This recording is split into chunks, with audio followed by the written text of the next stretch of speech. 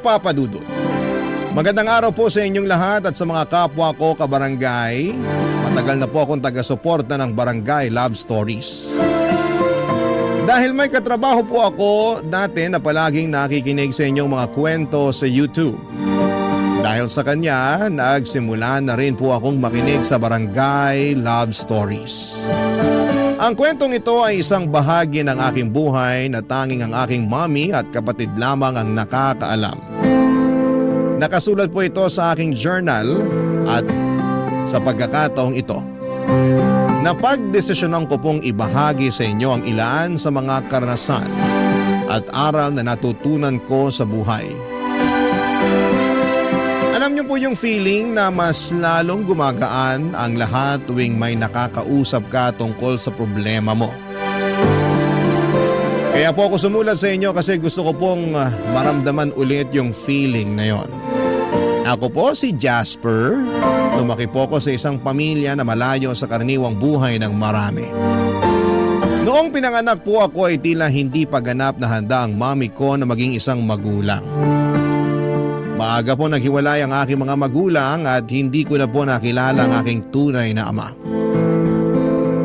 Kaya po habang ako'y lumalaki, ang yaya ko po ang madalas kong kasama at kausap sa bahay. Nagbago po ang aming sitwasyon noong pinanganak ang kapatid ko. Si Dylan na ang tatay ay isang Amerikano. Ngunit hindi rin po nagtagal at naghiwalay din si mami at ang tatay ni Dylan. Habang lumalaki po ako ay unti-unti kong napapansin na parang mas paborito ni mami si Dylan. Aaminin ko po na sobrang nasasaktan ako tuwing napapansin ko po ito.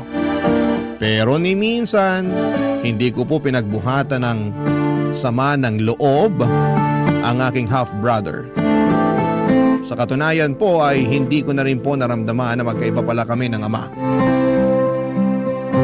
Para sa akin ay si Dylan ang kapatid ko at wala po akong ibang nararamdaman kundi ang pagmamahal at pagkalinga sa kanya, Papa Dudut.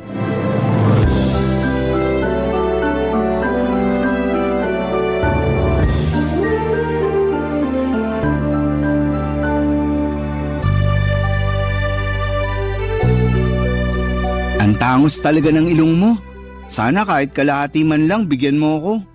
Tapos ang puti-puti mo pa. Iba talaga pag may lahing kano. Mukhang naliligo kahit hindi naman talaga naliligo. Huwag mo nga akong simulan, kuya. Nagkakaganyan ka ng dahil lang sa ilong. Okay din naman yung ilong mo ah. Parang isda. Boneless. Ah, ganun ha? Dylan, ayaw ko sanang sabihin to sa'yo pero sa tingin ko ito na yung tamang oras para malaman mo ang buong katotohanan. Sana maintindihan mo na hindi madali sa akin na sabihin to sa'yo. 2 years old ka lang noon nung napulot ka ng kasambahay natin sa basurahan. Hindi alam ng kasambahay natin kung ano ang gagawin niya noong mga panahon na yun. Kaya si mami na ang nagpaubaya at nagpalaki sa'yo. Anong akala mo sa akin 5 years old? Hoy, lumang tugtugi na yan. Balikan mo na lang ako pag nakapag-isip ka na ng bago. Eto naman, di na mabiro. Nga pala, asan si mami? Namamalengke ata. Kanina pa wala dito yun. Ang sabihin mo, baka nagbubulakbol. Ang di ko rin kasi maintindihan dito kay mami. Para siyang teenager kung umasta. Kung yung ibang nanay dyan, sobra-sobra yung pag-aalaga at pag-aaruga sa mga anak nila. Tayo naman parating naiiwan sa bahay kasama yung maid. Di ko tuloy maiwasan mainggit dun sa mga kaibigan kong pinaghihigpitan ng mga nanay nila. Naku, bahala ka dyan. Huwag mo akong idamay. Ayokong paghigpitan ako, no? Tsaka isa pa, ayaw mo nun? Pwede tayong kumain at maglaro ng video games buong maghapon. Kung sa bagay, pero mas maganda sana kung may tatay tayong kasama dito, no? Ay, yang si mami talaga. Sana naman makahanap na siya ng matinong lalaki. Oo nga. Di ko pa talaga nararanasan yung pakiramdam na magkaroon ng isang ama. Pareho lang naman tayo. Yung tatay ko di ko na rin naabutan. Tapos yung tatay mo naman, sobrang bata mo pa nun. Di nga nagtagal ng 1 month yun dito sa bahay. Mabait pa yung tatay ko, kuya. Ewan, di ko rin masabi. Pero ang natatandaan ko, parati silang nag-aaway ni mami.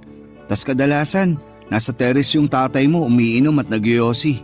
Ah, Ikaw Pilipino, ako naman Amerikano. Ano kaya magiging lahi ng susunod nating kapatid kuya? German? Japanese? O Canadian? Ano sa tingin mo? Uy, sana naman di na magkaanak yan si Mami. Hirap na nga siya sa ating dalawa eh. Sa akin nga lang pala siya nahihirapan. Ikaw ang paborito eh. Kumbaga sa internet, ikaw yung naka-bookmark na website. Tas ako yung parang advertisement sa video na pilit sinasara. Grabe ka naman kuya, hindi naman siguro. Di mo ba talaga napapansin? O sige nung isang araw, anong kinain mo for breakfast? Ha? Bacon. Teka lang, bakit mo naman naitanong yan? Mismo. Nung isang araw, pinagalitan at pinigilan niya ako nung kinuha ko yung bacon sa ref. Sabi niya pa nga sa akin, nagtitipid daw tayo. Pero mukhang ako lang naman tong tinitipid niya. Ikaw naman kuya, nagkakaganyan ka ng dahil lang sa bacon? May longganisa naman sa ref eh, yun na lang ang kainin mo. Ano ka ba? Hindi lang yun. Napapansin ko rin na siya yung palaging kumukuha ng report card mo. Pero yung report card ko, sa maid niya parati pinapaubaya. Hala, baka ampun ka nga. Joke lang. Pero seryoso na to. Pakiramdam ko din na favorite ka ni Mami kasi ikaw tong mukhang foreigner sa ating dalawa. Uy, paano mo naman nasabi yan? Napapansin ko lang kasi na ikaw tong laging binibida niya tuwing kausap niya yung mga kaibigan niya. Tapos kapag pumupunta yung mga kaibigan niya dito sa bahay, ikaw lang yung pinapakilala niya sa kanila. Pakiramdam ko tuloy kung hindi ako ampon. Siguro nakababatang kapatid niya ako. Sa totoo lang, sobrang bigat sa pakiramdam. Kuya talaga? Ba't kung makapagsalita ka parang kasalanan kong lahat? Uy, sorry na. Di ganun ang ibig kong sabihin ha. Pasensya ka na. Masyado lang ako nadala ng mga emosyon ko. At isa pa, yung pagtrato sa akin ni Mami, palagi mong tatandaan na wala kang kasalanan doon, okay? Problema naming dalawa yun ni Mami. Sorry na at ikaw tong napagbubuntungan ko ng sama ng loob. Promise, di ko na ulitin. Last na yon. Talaga? Oo, Walang iwanan ha, promise? promise. I love you kuya.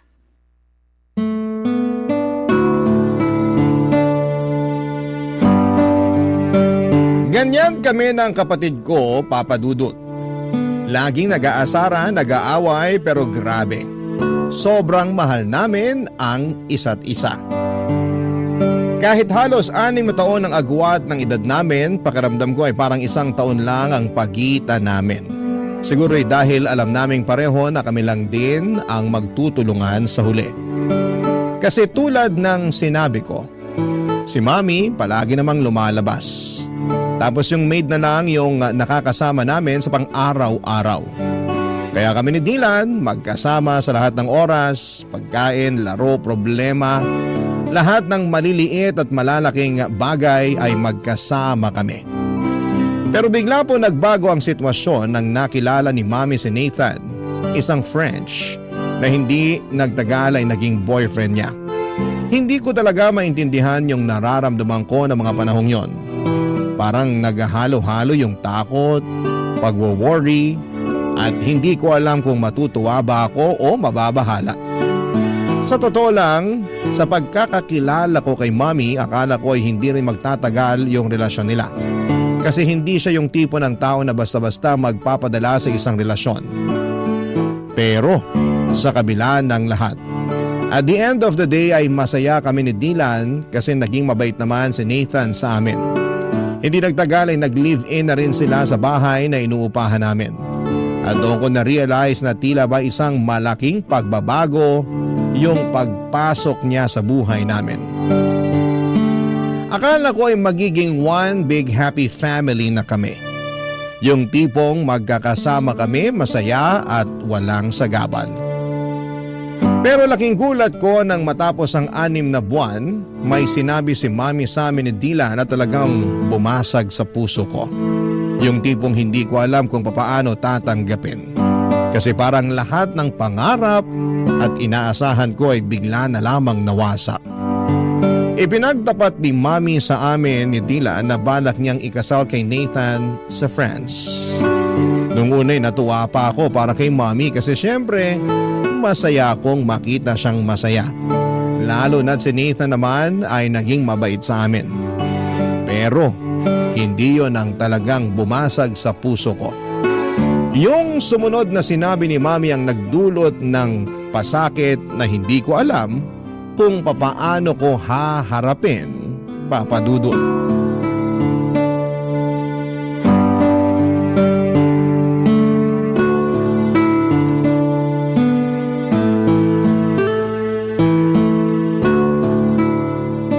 Sige na naman kuya, pahiram na ako ng cellphone mo. Sandali lang. Hindi mo ba nakikita na naglalaro pa ako? Manood ka na muna ng TV doon sa sala. Kanina ka pa naglalaro eh. Okay na yan. May kailangan Mami! tayong pag-usapan. Bakit? Ano po yun? Mukhang seryoso to ah. Patay. Kung may nabasag dito sa bahay, malamang kasalanan ni kuya yan. Basagin ko kaya mukha mo, gusto mo? Tumigil na nga kayong dalawa. Tungkol to sa napag-usapan namin ng Tito Nathan nyo. Bakit po? Magpapakasal na kami.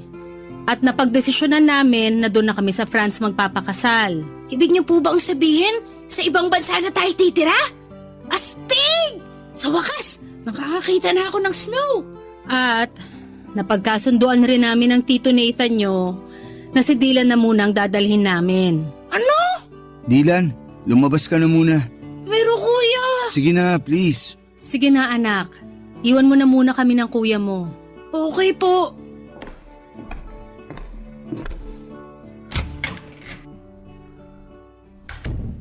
Ibig niyong sabihin, iiwan niyo na ako? Jasper, mahal ang cost of living doon. Walang bahay ang Tito Nathan mo sa France. Umuupa lang siya ng apartment doon. Magsisiksikan lang tayo kung isasama ka pa namin. At isa pa, mas makakamura tayo kung dito ka na muna sa Pilipinas mag-aaral. Bakit pakiramdam ko na nagpapalusot lang kayo? Alam ko naman na sa simulat sampul pa lang si Dylan na ang paborito niyong anak. At wala kayong narinig sa akin dahil mahal ko naman yung kapatid ko na yan. Pero di ko akalain na aabot kayo sa puntong paghiwalayin niyo kami. Jasper, wala na akong magagawa. Pinoproseso na ni Tito Nathan ang visa ko pati na rin ang visa ng kapatid mo. At huwag ka mag-alala kasi pumayag na ang lola mo na dun ka muna mag-aaral at titira sa kanya sa probinsya. Sobrang unfair niyo naman po. Alam ko na matagal niyo ng pangarap na maging residente sa ibang bansa. At nabigo kayo nung naghiwalay kayo ng tatay ni Dylan, hindi po ba? Hindi ko rin akalain na ipagpapalit niyo ako para lang sa pangarap mong yan. Ang kapal ng mukha mo? Buwas-bawasan mo yung tabas ng dila mo dahil kung hindi mas malalapad siya na aabutin mo sa akin. Nakapagdesisyon na kami ng Tito Nathan mo, Jasper. At wala ka nang magagawa doon. Huwag kang mag-alala. Dadalaw kami dito pag naging residente na kami doon. Hindi ka naman pababayaan ng lola mo dito sa Pilipinas. Pero kayo po ni Dylan ang kailangan ko. Hindi niyo ba naiintindihan yun? Ang tigas naman ng puso niyo sa akin. Para niyo na rin pinamukha sa akin na parang kasalanan ko pa na nabuhay ako sa mundong to. Kung ganito lang din naman ang kahinat na ng lahat ng to, sana pala iniwan niyo na lang ako kay Lola nung ipinanganak niyo ako. Bakit niyo ba ako kinupkup kung hindi niyo rin naman pala kayang panindigan? Anong klase kayong ina? Isa pa, Jasper, at tatamaan ka na talaga sa akin. Umayos ka, hindi kita pinalaking bastos. Kung tutusin, hindi niyo naman ako pinalaki, di ba? Buong buhay ko, lagi kayong wala. Ano po ba ang naging kasalanan ko sa inyo para tratuhin niyo ako ng ganito? Kuya? Kuya, ano bang sinabi ni Mami sa'yo? Nagbago ba ang isip niya? Mukhang buo na ang desisyon niya. Kung ganun, hindi ako sasama sa kanila. Dito lang ako sa tabi mo, kuya. Dylan, wag. Ha? Anong ibig mong sabihin? Mas magiging maganda ang buhay at kinabukasan mo pag sumama ka papuntang France. At dun, mararanasan mo na rin ang pakiramdam ng magkaroon ng isang buong pamilya. Kaya ipangako mo sa akin na magpapakabait ka dun, ha? Buong pamilya? Anong buong pamilyang pinagsasasabi mo dyan? Hindi ka nga kasama, di ba? Dylan, pinapangako ko sa'yo na magkikita pa tayo. Isipin mo na lang na pareho tayo nagbabakasyon sa ngayon. Susunod ako sa France at magsasama ulit tayo sa isang bubong, promise. Kuya, mamimiss kita. Ako rin.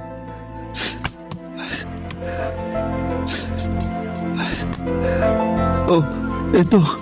Kunin mo. Ano to, kuya? Sa'yo na yung cellphone ko.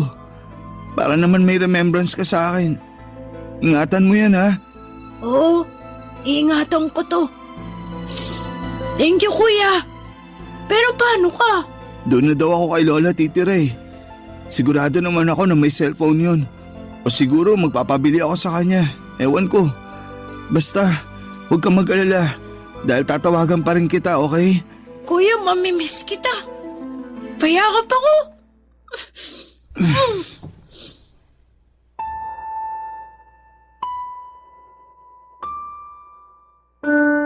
Papadudot, sobrang nasaktan ako sa naging desisyon ng nanay ko.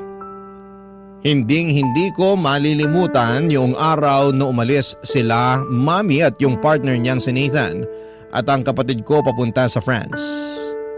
Hindi ko makakalimutan na hindi na ako sumama sa kanila sa airport. At pinili ko na lamang na magtago at hindi na magpakita para kahit papaano ay maibsan yung sakit na nararamdaman ko sa pag-alis nila. Pero kahit na anong gawin ko ay hindi pa rin natanggal yung bigat sa dibdib ko.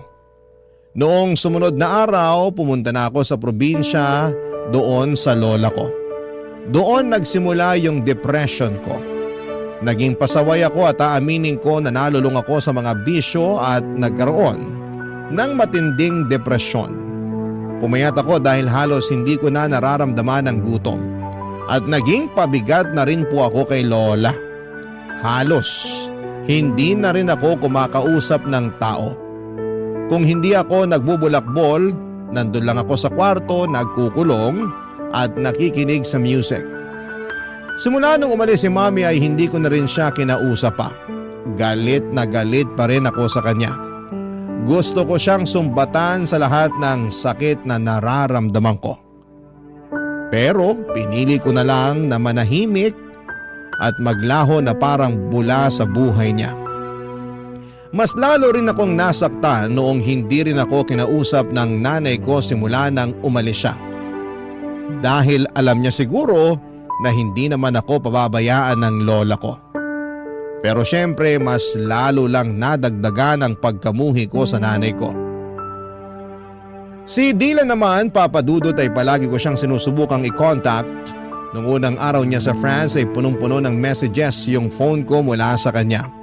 Mga pictures, mga videos na nag-i-enjoy sa bagong buhay niya doon. At parang bahagi ako ng mundo niya. Kahit malayo siya.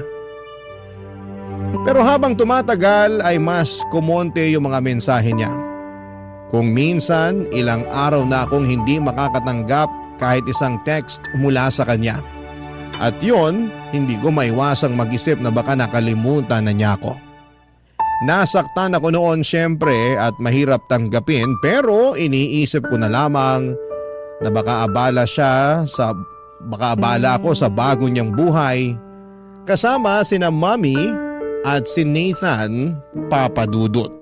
Barangay Love Stories. Barangay Love Stories. Yung empathy ng lola ko ang naging gabay ko, papadudot. Kahit na siguro naging pasakit ako sa kanya, ni minsan ay hindi ko naramdaman at tinataboy ako ni lola. Laging pinaparamdam ni lola na naiintindihan niya ako. Kinuwento sa akin ni lola na gusto raw akong ipalaglag ni Mami noong ipinagbubuntis pa ako nito, pero siya ang tumutol at ipinaglaban akong ipanganak. Nalaman ko rin na siya ang may gustong lumayo kami ni Mami para lumaki ako sa piling ng tunay kong ina. Pero hindi alam ni lola na sobrang iba pala ang trato sa akin ni Mami habang lumalaki ako. Masakit mang marinig ang mga revelasyon ni lola ay hindi ako nawala ng pag-asa. Dahil sa pagmamahal ni lola ay nagpatuloy ako sa pag-aaral at nakapagtapos ng Bachelor of Science in Software Engineering. Niyaya ko pa siya na tumira sa syudad, pero mas gusto niyang manatili sa probinsya. Tinanggap ko na lamang ang desisyon niya, pero araw-araw pa rin siyang kinukumusta sa pamamagitan ng cellphone. Bumalik ako ng syudad at pinalad na makapasok sa isang kilalang kumpanya at nag-ipon. Isa sa mga layunin ko noon ay makita si Mami at si Dylan. Aaminin ko na may mga hinanakit pa ako kay Mami, pero handa na akong lunukin ng pride ko, papadudot. Matagal na kasi ang mga nangyari At ang tanging hangad ko na lamang ay magkaayos kami at makasama sila, lalong-lalo na po si Dylan Papadudut. Sinubukan kong mag-message kay Dylan pero madalang na lamang talaga siyang mag-reply.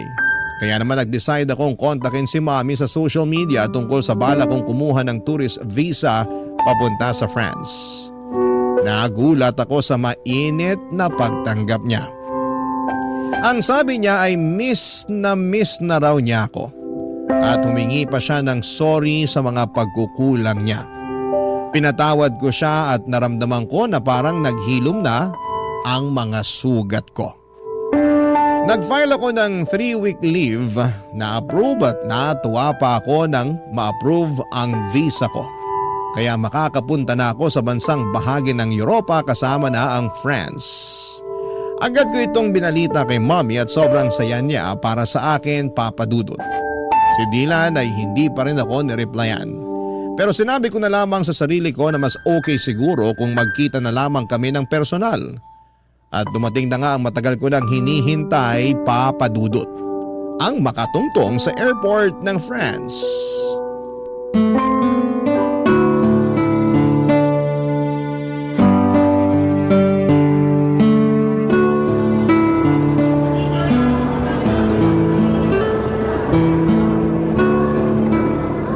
Jasper! Mami! Dylan! Namiss ko kayo, sobra! Namiss ka rin namin, anak. Ang laki-laki mo na.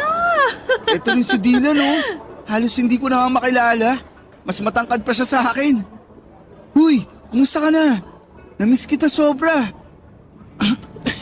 Ano ba? Nasasakal ako. Ay, sorry, pasensya ka na. Masaya lang talaga ako at nagkita na rin tayo. Uy, ikaw ah. Ba't bihira ka na lang mag-text sa akin? Di mo na rin sinasagot yung cellphone mo tuwing tumatawag ako. Alam mo, konti na lang magtatampo na talaga ako sa'yo. Jasper, pwede ba? Pagod ako.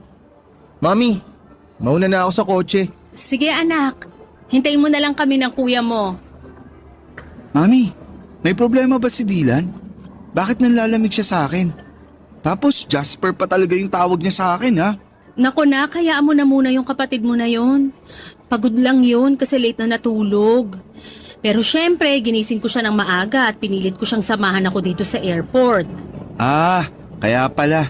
Pero bakit Jasper lang yung tawag niya sa akin kanina? Aaminin ko, medyo nasaktan ako dun. Nak, sobrang magkaiba kasi ang kultura dito sa France at doon sa atin sa Pilipinas. Dito kasi sa France, walang kuya-kuya at ate-ate. First name lang ang tawagan ng mga magkakapatid dito. Ano ba yan? Sobrang nakakapanibago naman. Mabuti na lang talaga at marunong pa siya magtagalog. Aba, syempre naman. Hindi ako nagpe-French kapag kausap ko yung kapatid mo na yan. Kasi ayoko na makalimutan niya yung lengguwahe natin. Mabuti naman po kung ganun. Pero mami, siguro ang galing nyo na ni Dylan mag-French no? Oo naman. Sa katunayan nga, mas magaling pang mag-French ang kapatid mo kaysa sa akin eh. Napakatalinong bata. Sobra! Kahit nung bata pa yan, sobrang hanga na ako dyan eh. Nga po pala, may kailangan akong sabihin sa inyo. Ano yon, Nak? Huwag po kayong mabibigla ha. Naaalala niyo po ba yung hotel na nireserve ko para sana sa 2 linggo na stay ko dito sa France? Oo. Bakit? Ano po kasi, kinancel ko po yung reservation ko sa hotel na yun. Nag-request po ako ng refund. Ha? Bakit mo naman ginawa yun, Nak? Mami, tatapatin na po kita. Gusto ko po sana magstay sa apartment niyo na kasama ka at si Dylan. Ano? Ay, anak naman eh. Hindi kalakihan yung tinitira namin na apartment. Hindi ka magiging komportable doon. Maghanap ka na lang ng ibang hotel, tutulungan kita. Kahit ako na ang magbayad. Mami, ganito kasi yan. Sa 2 linggo ko na stay dito, ayoko naman po magmukmuk sa hotel. Gusto ko po kayong makasama ni Dylan sa bawat segundo, minuto at oras. Kaya please na po, Mami. Pumayag na po kayo.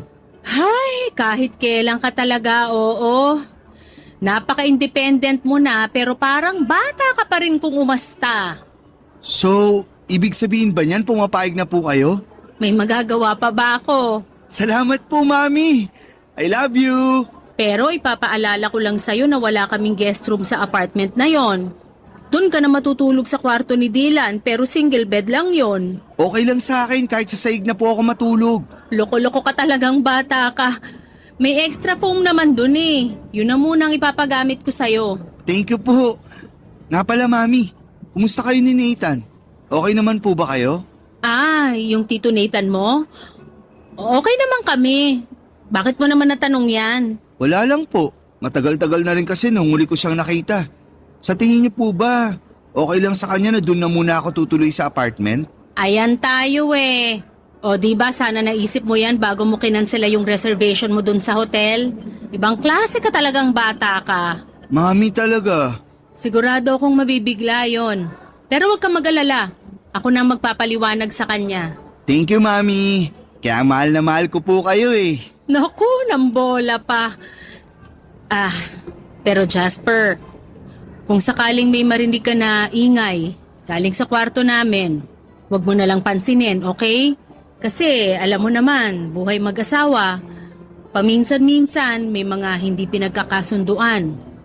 Pero wala namang problema na hindi nasosolusyonan, di ba? Bakit po? Madalas po ba kayo mag-away ni Nathan? Alam mo naman mga French, ang tatapang. Tapos kapag may pinaniniwalaan sila, talagang pinaninindigan nila.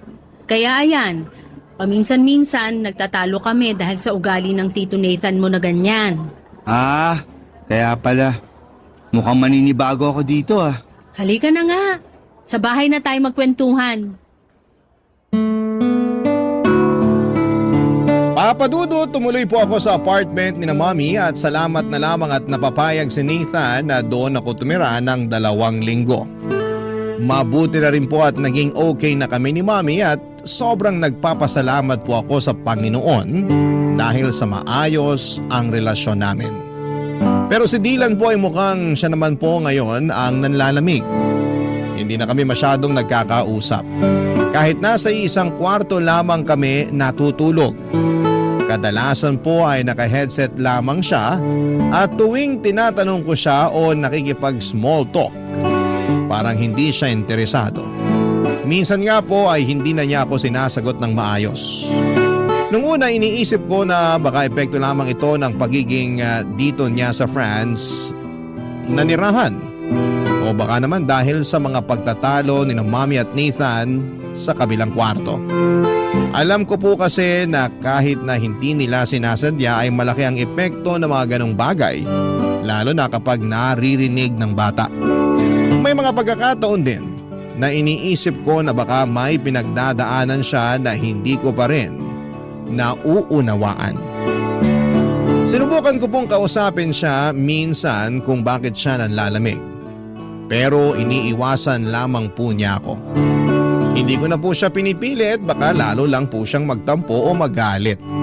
Naintindihan ko naman po na may mga bagay na ayaw pa niyang pag-usapan at baka hindi pa siya handa papadudot. Kahit na ganito siya, hindi po nagbago ang pagmamahal ko sa kanya. Mahal na mahal ko pa rin siya at ginagawa ko po ang lahat para iparamdam sa kanya ang bagay na yon. Kaya noong nagkita kami, ginamit ko po yung pagkakataon para ipakita sa kanya kung gaano ko siya pinapahalagahan. Pinagluluto ko siya ng almusal, binibilhan ng mga bagong gadgets at kung ano-ano pa. Nagpasalamat naman siya pero hanggang doon na lang. Wala na po yung mga asaran at kulitan namin at ako na lang po ang unti-unting nag-a-adjust sa nagbabagong ugali ng kapatid ko. Hanggang isang gabi habang si Dylan ay abala sa computer at ako naman ay naglilinis ng kwarto ay may napansin po kong kakaiba sa likod niya. Manipis po kasi yung suot niyang damit noong araw na yon. Kaya kitang-kita ko na may kakaibang kulay sa likod niya. Dali-dali ko pong inangat ang t-shirt niya at parang nabasag ang puso ko sa mga nakita ko. May mga pasa siya sa katawan niya. Agad akong natigilan at parang may dumaan na bagyong dumurog sa puso ko.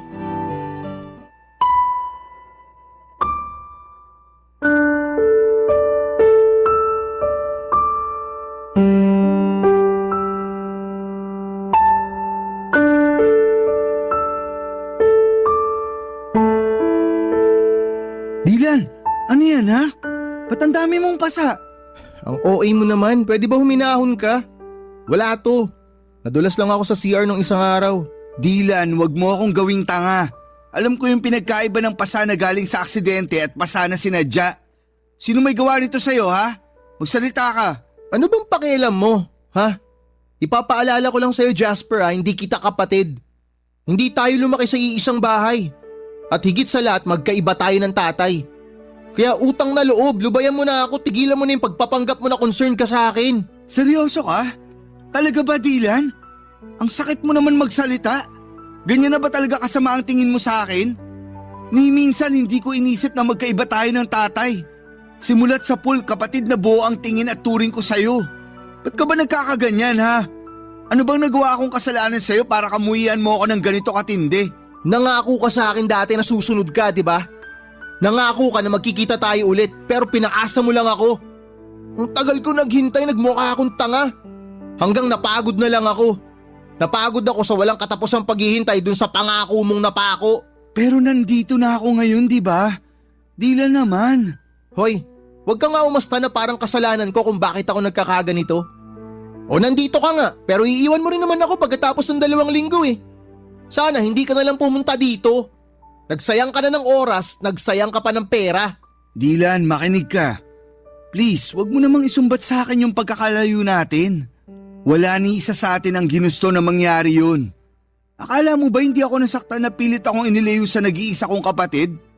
Durog na durog ako nung umalis kayo. Hindi ko alam kung paano ko hinarap ang bawat araw na wala ka sa tabi ko.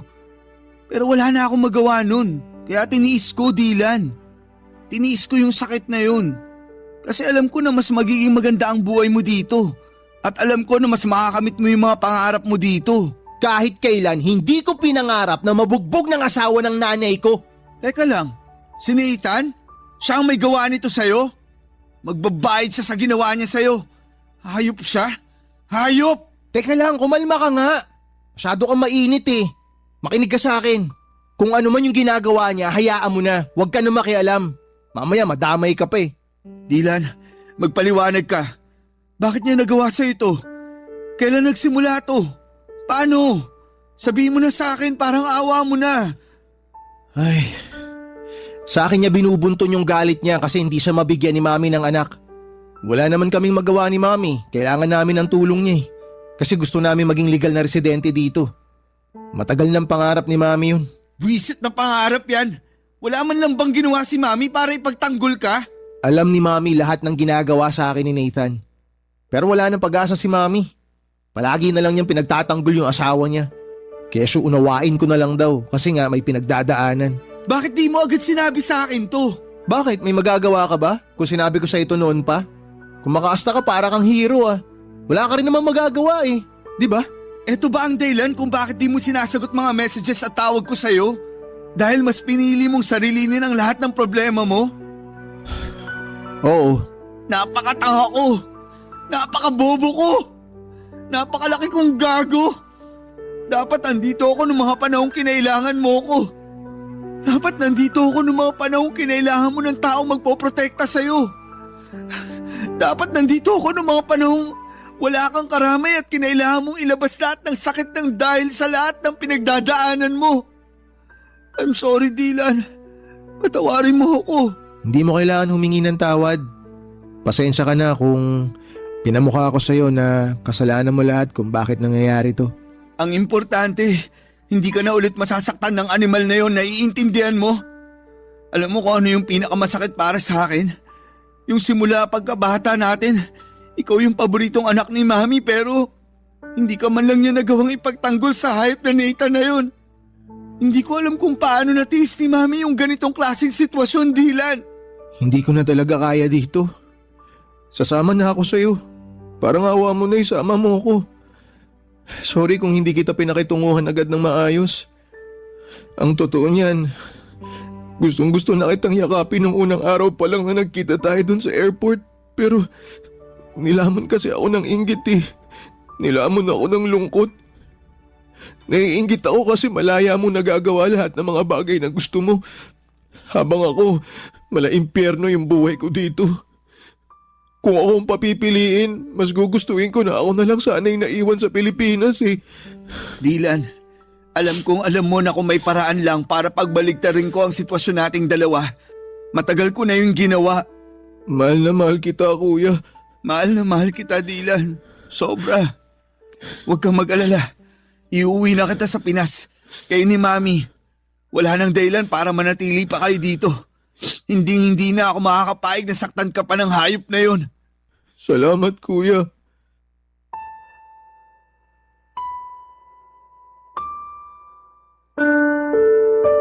Sobrang gulo ng emosyon ko ng araw na yon, Papa Dudut. Hindi ko alam kung paano ko haharapin ang sinabi ni Dylan sa akin. Kung noong una ay pinapangarap ko pang magtagal sa bakasyon ko sa France, ngayon ay parang ang tanging hangad ko na lamang ay makaalis pabalik ng Pilipinas kasama ang nanay at kapatid ko. Kinausap ko si Mami noon at pinilit kong kumbinsihin siyang bumalik na sa Pilipinas kasama ko, pero tila baga nakatanim na sa isipan niya ang pangarap niyang maging residente ng ibang bansa.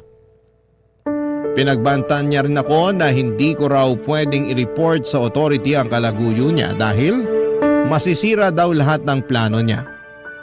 Tinutulan niya ang tulong ko at sa mga mata niya ay parang isang malaking pagkatalo na lamang ang bumalik sa Pilipinas. Sobrang sakit ng pakiramdam ko. Kahit na anong pilit ko ay nagmatigas siya, Papa Dudut. Kitang-kita ko na ang toxic na ang relasyon nila ng asawa niyang Frances. Pero hindi pa rin siya tumitigil sa pangarap na makapagtuloy sa ibang bansa. Ang hirap, Papa Dudut. Ipinaglaban ko si Mami sa paulit-ulit na paraan, subalit sa kanya ay tila wala ng saysayang lahat. Kaya't gumawa ako ng paraan at sa huli ang tanging magagawa ko na lamang ay iligtas at dalhin si Dylan pabalik ng Pilipinas. Pagdating namin sa Pilipinas ay parang isang milagro. Ang dating pagkatao ni Dylan pati na rin ang relasyon namin ay muling nabuhay.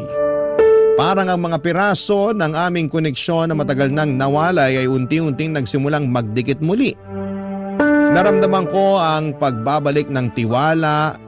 Bukas siya sa akin at sa bawat araw ay tila mas nagiging malapit kami sa isa't isa, Papa Dudut. At ngayon dito na rin siya tumitira kasama ko sa kondo na inuupahan ko. Lahat ng mga pangangailangan niya ako na ang nag-aalaga at nag-aasikaso. At si Mami naman kahit nalabag sa puso ko na iwanan siya sa France ay wala po akong magagawa. Pakiramdam ko noon kung patuloy ako magmamatigas at ipagpipilitan ang gusto ko ay baka si Mami na mismo ang magtulak sa akin papalayo at ayoko mawala pa siyang muli. Hindi ko kayang masira pa ang natitira naming relasyon.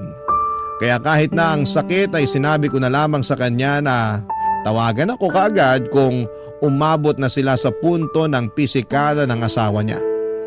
Binigay ko na rin sa kanya lahat ng mga phone numbers na mga pwedeng magbigay ng tulong doon kung sakasakali.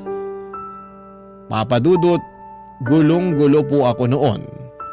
Para akong naiwan sa gitna ng isang bagyong hindi ko kayang kontrolin. Hindi ko matanggap na nanatili siya sa poder ng lalaking yon. Yung lalaking nanakit sa kapatid ko. Yung lalaking unti-unting tinatanggal ang kanyang peace of mind. Sobrang hirap at sa kabila ng lahat ng mga nangyari, parang hindi ko kayang tanggapin na patuloy niyang pinipili ang lalaking yon. Parang isang sugat na hindi mo kayang hilumin. Isang pighati na paulit-ulit na bumabalik.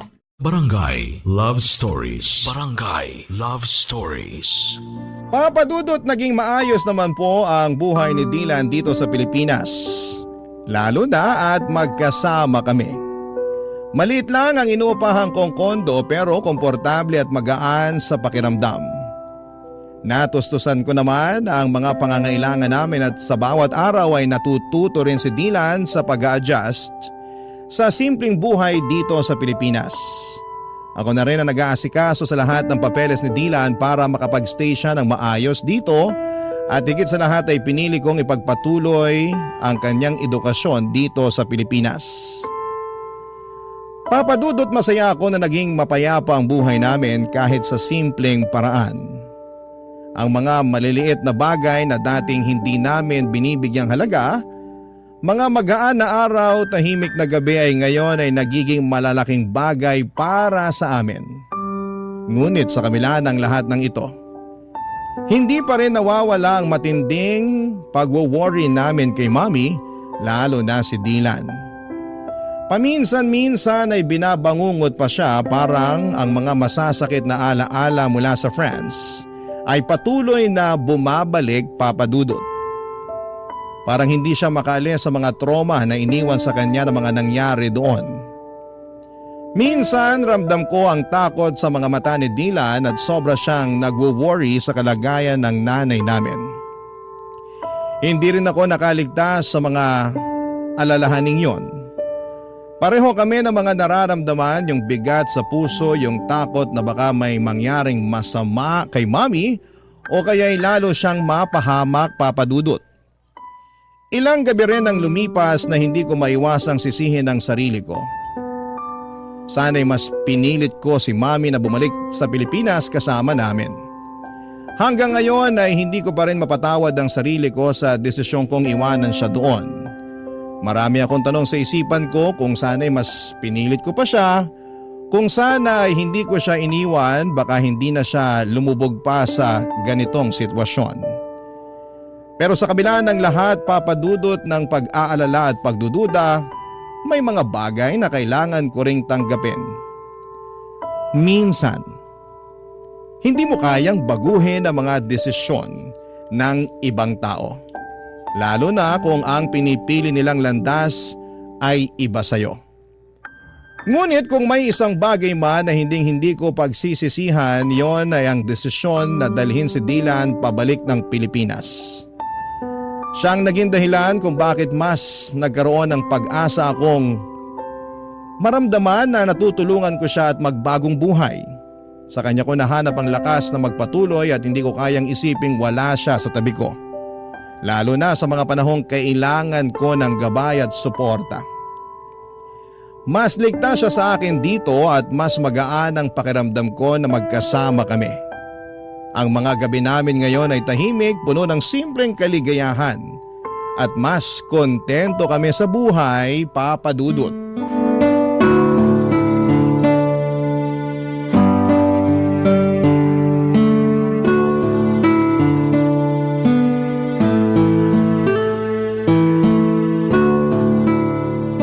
Kuya, Oh, Dylan, ano yun? salamat talaga. Hindi ka nagdalawang isip na isama ako pabalik dito sa Pilipinas. Sobrang pasalamat ko lang talaga at malaki pa yung natitirang pera sa savings ko noong mga panahon na yun. Dahil doon, nakabili ako kaagad ng ticket mo papunta dito. Nabawasan pa tuloy yung savings mo dahil sa akin. Pasensya ka na talaga ha. Dylan, yan ang wag na wag mong iisipin. Yung pera, pwede ko ulit kitain yan. Pero hindi ko na mapapatawad ang sarili ko kung may mangyari pang masama sa'yo doon. Ang bait mo talaga kuya. Pero wag masyado ha. Baka kunin ka na ni San Pedro. Sira! Nga pala, kumusta pag-aaral mo? Ayun, okay naman. Medyo nakakapanibago lang ng konti kasi nga magkaiba yung educational system dito sa Pilipinas dun sa France. Pero huwag kang mag-alala. Makaka-adjust din ako dito. Ikaw pa ba? Mas matalino ka pa nga sa akin eh. Kayang-kaya mo yan. Sure yan. Sana nga. Ay, Uy, mukhang may iniisip ka ah. Anong problema? Okay ka lang? si Mami kasi. Hindi ko maiwasang hindi mag-alala sa kanya. Okay lang kaya siya dun? Baka sinasaktan na siya ng Nathan na yun. Nag-aalala din ako sa kanya. Pero parati naman kami nagtatawagan at mukhang okay naman siya. Ay, sana lang talaga okay siya ron. Huwag ka nang mag-alala. Alam mo naman si Mami, matapang yun. Hindi yun umuurong sa kahit anong laban. Kuya, mali ba yung naging desisyon ko? Ha? Anong ibig mong sabihin? Na sumama pabalik sa'yo dito sa Pilipinas. Sobra kasi ako nagigilty. Naiisip ko kasi mas maganda ata kung nagpaiwan na lang ako dun kay Mami. Sana kasama niya pa rin ako hanggang ngayon. Dylan, makinig ka. Wag na wag mong sisisihin ang sarili mo ha? Dahil wala kang ginawang mali. Tama lang yung ginawa mo na umalis sa poder nila. Ito ang lagi mong tatandaan. Hindi mo kailanman kailangang tiisin ang pang-aabuso ng isang tao sa'yo. Kung may choice ka para takasan at iwanan ang ganong klaseng sitwasyon, lagi mong pipiliin ang choice na yon. Naiintindihan mo ba yon? Si Mami ang mali dito, Dylan. Siya ang may kailangang baguhin. Kailangan niyang matutunang respetuhin ang sarili niya. At kailanman, hindi ko maiintindihan kung bakit tinitiis siya ang lahat ng yun. Lahat ng sakit at lahat ng pang-aabuso. Para lang maging legal siya na residente. O teka kuya, kalma ka lang. Huwag ka masyado magalit. Siya na mismo ang nagpapahirap sa sarili niya. Hindi ko na talaga alam kung anong nangyayari sa kanya. Dylan, hindi niya nakikita na ang kalayaan at ang respeto sa sarili mas mahalaga kaysa sa papel na pinapangarap niya. Kuya, sa tingin mo, babalik pa kaya si Mami dito? Huwag kang mag-alala. Hindi ko titigilan si Mami hanggang sa makabalik siya dito. Ako na bahala doon ha. Mag-focus ka na lang sa pag-aaral mo. I'm sorry. Masyado ako nagiging emosyonal. May iba tayo. Sigurado ako matutuwa si Lola pag nakita ka niya. Pupunta tayo kay na Lola this weekend, okay? Sige, tara. Nakaka-excite. Baby pa ata ako nung huli ko nakita si Lola eh. Oo. Sigurado ako magugustuhan mo dun sa probinsya. Sariwang hangin, maraming puno, at higit sa lahat, walang traffic. Hindi na ako makapaghintay. Alam mo kuya, hindi ko akalain na darating pa pala tong panahon na to. Ako din, Dylan. Alam ng Diyos na ilang beses kong pinagdasal na sana magkita tayo ulit. At ngayon na magkasama na tayo, babawi ako sa napakaraming taon na nawala sa atin. Tama kuya, sangayon ako dyan. Pero alam mo, pwede ka namang bumawi sa akin ngayon eh. Bila mo ka ng bagong cellphone kuya, bawi ka na. Ayan tayo eh. Sige na kuya, ugod-ugod na tong phone ko eh. Ang bilis na malobat. Tsaka kailangan na talagang palitan. Kuya, please naman. Bila mo na ako ng bago. Ay, sige na nga. Buksan mo yung drawer ko. May cellphone ako doon na hindi ko na masyadong nagagamit. Sa'yo na yun. Nice! Salamat kuya, the best ka talaga. Ayos, may bago na akong cellphone. Ay kuya, sandali lang. Diyan ka lang ha, may papakita ako sa'yo. Ano yan?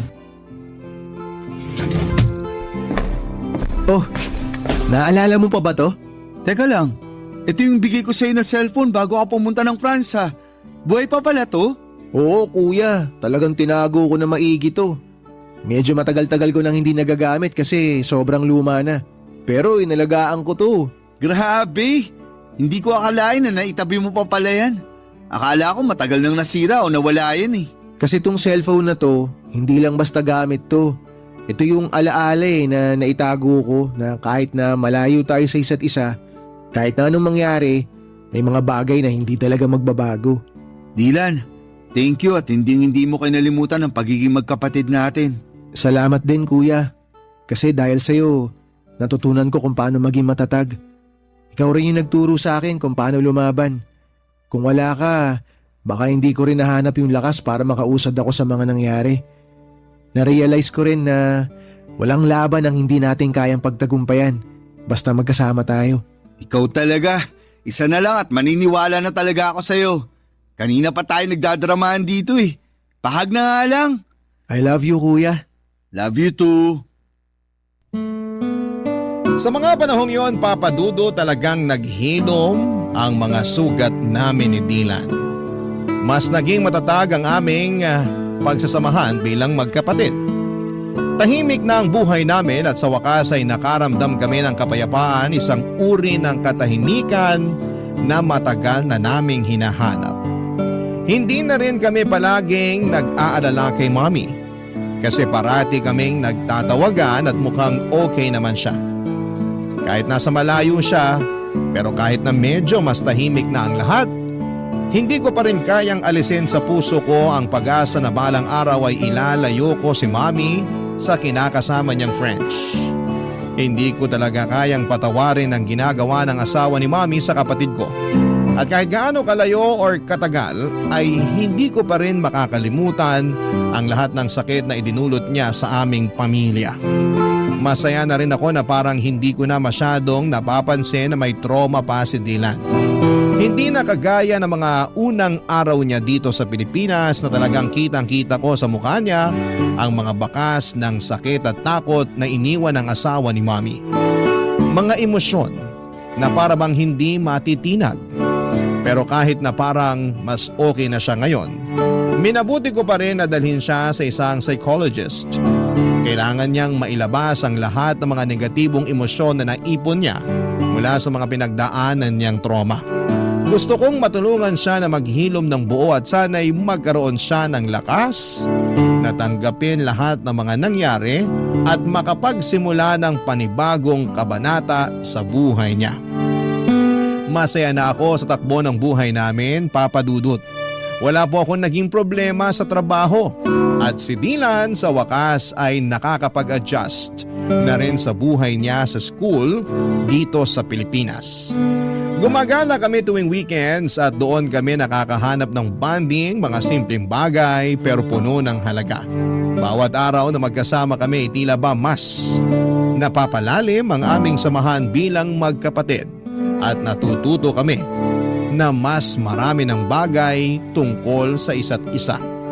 Akala ko ay magiging ganito na lang ang cycle ng buhay namin, tahimik, masaya at magkasama. Hanggang isang araw, may narinig kaming katok sa pintuan ng kondo namin, Papa Dudut.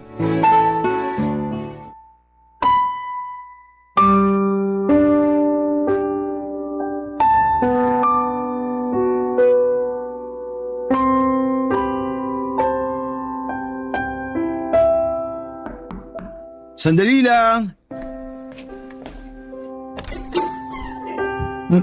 Mami? Mga anak! I'm so sorry! I'm so sorry! Ang tagal kong hinintay ang araw na to. Teka, Mami, paano nyo nalaman yung address dito? Binigay sa akin ng lola niyo ang address niyo. Pasensya na kayo kung hindi ko sinabi na dadating ako kasi sa totoo lang, hindi ko alam kung may mukha pa akong ihaharap sa inyo. Naging makasarili ako. Ako ang dahilan kung bakit tayo nagkawatak-watak. Makinig ho kayo. Tapos na po yun. Hindi nyo na kailangang isipin yun. Ang importante, nandito na po kayo. Hindi ako naging mabuting ina dahil lang sa kagustuhan ko na umasenso at manirahan sa ibang bansa. Naging unfair ako sa inyong dalawa. Mga anak, I'm so sorry. Sising-sisi na ako sa mga naging desisyon ko sa buhay. Mami, wag nyo nang isipin yun. Okay na po tayo. Hindi nyo po alam kung gaano kami kasaya ni Kuya ngayon na nandito na kayo. Tsaka ang mas mahalaga ngayon, Mami, kumpleto tayong tatlo. At mas matatag na tayo ngayon. Tama po si Dylan. Hinding-hindi na po tayo magkakaiwalay ulit. Lahat ng pagkakamali ko, lahat ng sakit na naidulot ko sa inyo, parang isang malaking kasalanan na hindi ko na kayang itama. Walang kapatawaran yung ginawa ko sa inyo, mga anak. Mami, napatawad ka na namin ni Kuya. Matagal na. Hindi ko alam kung paano ko mapapalitan yung panahon na nawala sa atin, pero kung may pagkakataon pa, babawi ako sa inyong dalawa. Ang importante po, narito tayo ngayon at nandiyan kayo sa tabi namin. Hindi na natin may babalik ang nakaraan pero sigurado ako na mas marami pang magagandang bagay na mangyayari. Lalo na ngayon na magkakasama na tayo. Salamat mga anak. Hindi ko alam kung anong ginawa ko para maging deserving pa ako ng pagmamahal nyo. Pero sobrang nagpapasalamat ako na may pagkakataon pa akong magbago at maayos ang lahat. Sobrang bigat ng kasalanan ko sa inyong dalawa. Mami, mahal na mahal ka po namin. Dylan, nagbulag-bulagan ako sa mga ginawang kahayupan sa iyo ni Nathan dahil lang sa pagmamahal ko sa kanya at sa kagustuhan ko na maging legal na residente. Naging impyerno ang buhay mo dahil hinayaan ko siya sa mga ginawa niyang kawalangyaan sa iyo, anak. Hindi mo deserve lahat ng nangyari sa iyo. I'm so sorry. Mami, aaminin ko po. Sobra ako nasaktan nang malaman ko na sinasaktan ni Nathan si Dylan. Akala ko po kasi noon, mas magiging ligtas si Dylan sa inyo. Lalo na't siya yung paborito niyong anak kahit noon pa man. Huwag niyo po sanang mamasamain pero wala naman pong problema sa akin kung siya ang paborito niyo. Ang sa akin lang po, sana pinrotektahan niyo siya laban sa hayop na yun. Pero sa sobrang dami na nang nangyari, hindi ko na po kayang magtanim ng sama ng loob laban sa inyo. Masaya lang po ako ngayon at ligtas kayo. Jasper, sobrang laki ng kasalanan ko sa'yo, anak. Nagkulang ako bilang nanay mo at hindi ko naparamdam sa'yo yung pagmamahal na karapat dapat mong matanggap mula sa isang ina. Anak, maraming salamat dahil sa kabila ng lahat hindi ka nagdalawang isip na tulungan ang kapatid mo. Sobrang nagpapasalamat ako at nilayo mo siya kaagad sa malaimpyernong lugar na yon. Bakit, Mami? Ano nangyari? Nahuli ko si Nathan na ng bababae. Tapos nung kinumpronta ko siya tungkol dito, nagwala siya at muntik na niya akong mapatay. Sinira at binasag niya rin lahat ng mga natitirang gamit sa kwarto ni Dylan. Hindi ko lubos maiisip na baka nasaktan niya ng husto yung kapatid mo kung hindi mo siya sinama pa uwi dito sa Pilipinas. Napakawalang iya niya. Mami, please sabihin niyo sa akin na pinakulong mo na ang hayop na yon. Anak, hindi ko na kaya na makita pa ang pagmumukha niya. Sa mga panahong yon, na-realize ko kung gaano kabigat at katindi ang pagkukulang ko sa inyong dalawa. Wala na akong ibang inisip ng mga panahon na yon kung hindi ang makabawi sa inyong dalawa. Kaya ginamit ko yung natitirang pera ko para makauwi dito sa Pinas. Mami, kailangan nyo na siyang hiwalayan ng tuluyan. Ayoko na magkaroon pa kayo ng kahit na anong ugnayan sa kanya. I-delete nyo na yung phone number niya sa phone nyo. I-block nyo siya sa lahat ng social media. Baka masundan niya tayo dito tapos saktan na naman niya ako. Ayoko na ng ganun, Mami. Hindi ko na kaya. Dylan, makinig ka sa akin. Wala nang mananakit sa'yo dito. Ligtas ka na sa poder namin. Hindi na ako makakapayag na may manakit pa sa'yo. Anak, makinig ka sa kuya mo. Hindi ka namin pababayaan. Mamamatay muna ako bago ka pa niya masaktan uli. Naiintindihan mo ba yon? Kuya, Mami, mahal na mahal ko po kayo. Mahal ka rin namin, Dylan. Huwag kang mag-alala, anak. Magbabago na ang lahat simula sa araw na to. Hindi na tayo maghihiwalay.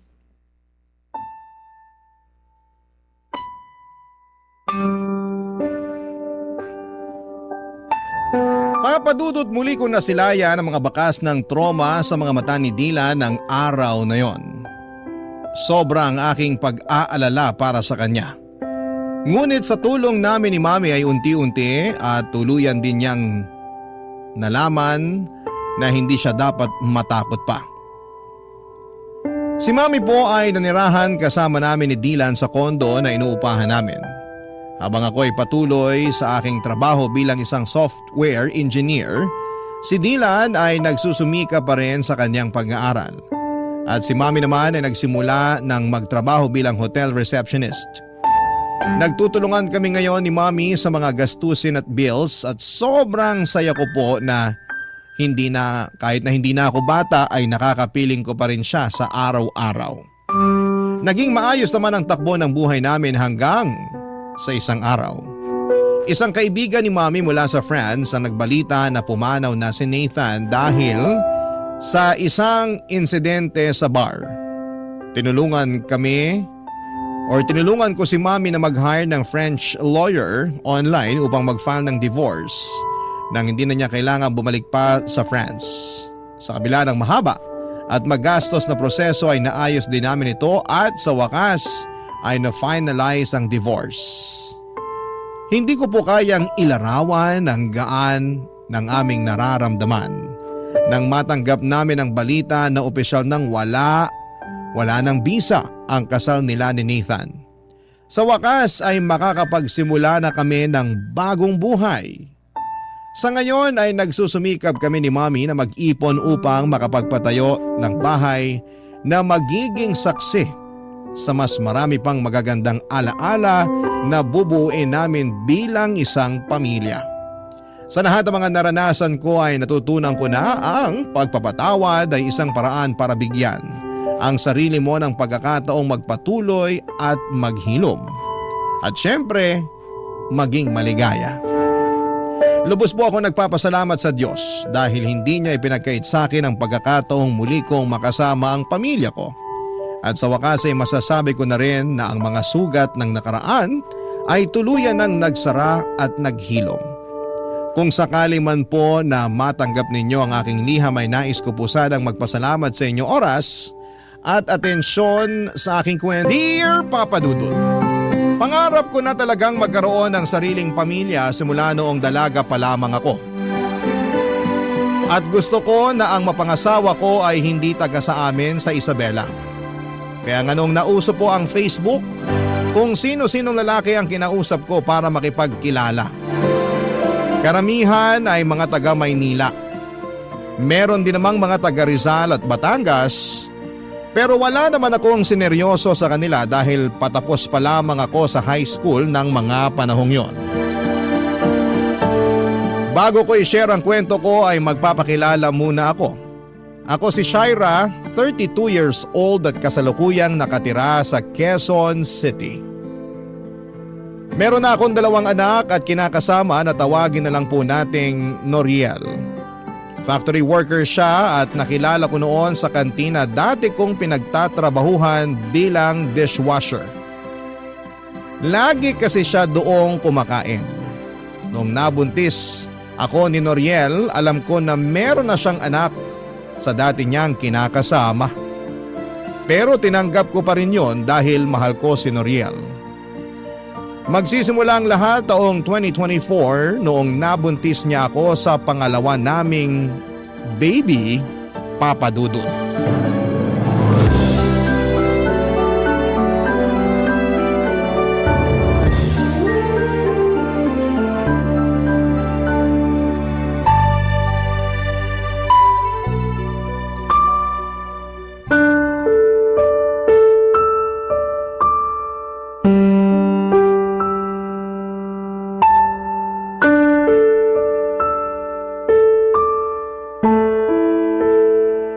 Kamusta? Anong resulta? Ayan o, tignan mo. 2 guhit? Ibig sabihin buntis ka, sweet cake ko! Huwag mo nga ako tawagin ng ganyan, naiirita ako eh. Naiirita ka kasi buntis ka? Oo, Bakit? Blessing kaya yan. blessing nga pero kapapanganak ko pa lang, di ba? 3 buwan pa lang yung panganay natin tapos nabuntis mo na naman ako. Dumidede pa nga sa akin yung anak natin. O ano naman? Anong ano naman? Natural, mabubuntis ka kasi may nangyayari sa atin. Oo nga, pero sabi ko di ba ayoko pang magka-baby tayo. Labo mo naman eh. Di mo kasi naiintindihan. Lalo hindi ikaw ang nagbubuntis. Hindi talaga, dahil trabaho niyo mga babae ang magbuntis. Di ka na talaga naawa sa akin, no? Alam mong hirap na hirap ako nun sa pagbubuntis sa panganay natin. Tapos binuntis mo na naman ako. 3 buwan pa lang walang nangyayari sa atin tapos init na init ka na dyan. Ilang beses ko nang nasabi na hindi pa ako handa. Naayoko pa. Lalo pa dumidede pa yung panganay natin pero hindi mo ako pinakinggan. Tinuloy mo pa rin. Ginalaw mo pa rin ako kahit labag sa loob ko. Pinagbigyan kita pero nakiusap ako na wag mo akong bubuntisin pero hindi ka nag-ingat. Hindi ko na kasalanan yun. Sana uminom ka ng pills para hindi ka mabuntis. Tapos ako ngayon sisisihin mo. Ayos ka rin talaga eh. Uminom naman ako pero ang daming komplikasyon sa akin. Diba sabi ko naman sa'yo yun? Grabe ang sakit ng ulo ko, kulang na lang iuntog ko sa pader para lang mawala. Hirap pa ako makatulog sa gabi at kung ano-ano pang pangit na bagay yung mga naiisip ko.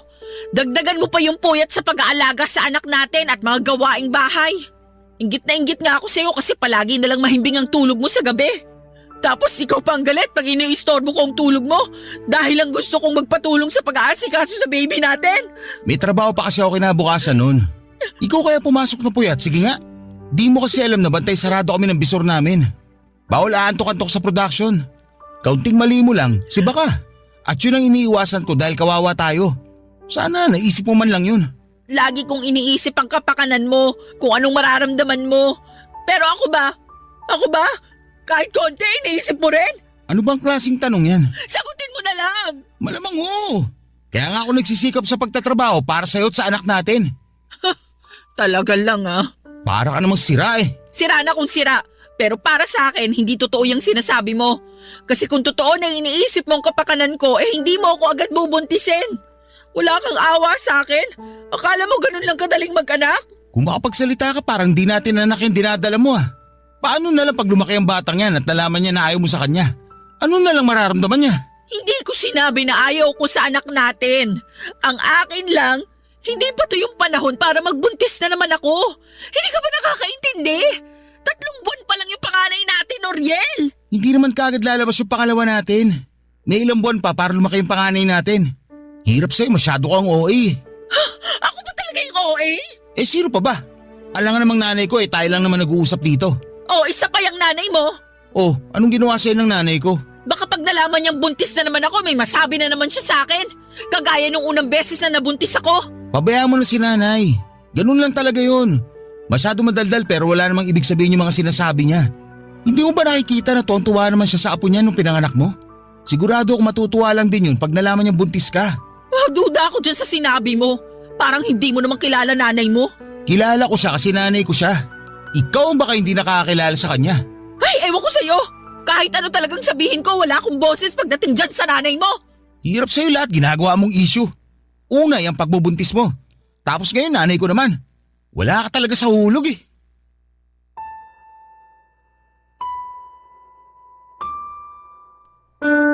Papadudo 2023 nang nagkakilala kami ni Noriel. Noong taon ding yon ay nabuntis niya ako sa panganay namin kaya nagsama kami sa iisang bubong. Bale, tumira kami sa bahay nila sa Quezon City kasama ang nanay niya. Pero bago yung taong 2016 nang kinuha ko ng tiyahing kong tagaluto sa naturang kantin kung saan kami nagkakilala ng kinakasama ko. Siyempre excited ako noon dahil ang nasa isip ko ay pagkakataon ko na para matupad ang pangarap kong makapag-boyfriend ng taga-syudad. Alam ko na hindi ko dapat priority ang paghahanap ng karelasyon dahil mahirap lang ang buhay namin sa probinsya noong araw. Ni hindi na nga ako nakatungtong sa kolehiyo kahit gustuhin ko pa. Pero lahat ng mga kapatid ko ay meron ng asawa at sariling pamilya.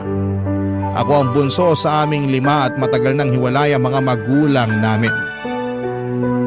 Laking lola kami pero namatay na rin siya noong 2016 kaya nga tuwang-tuwa ako nang papuntahin ako sa Maynila ng tiyahin ko para magtrabaho dito.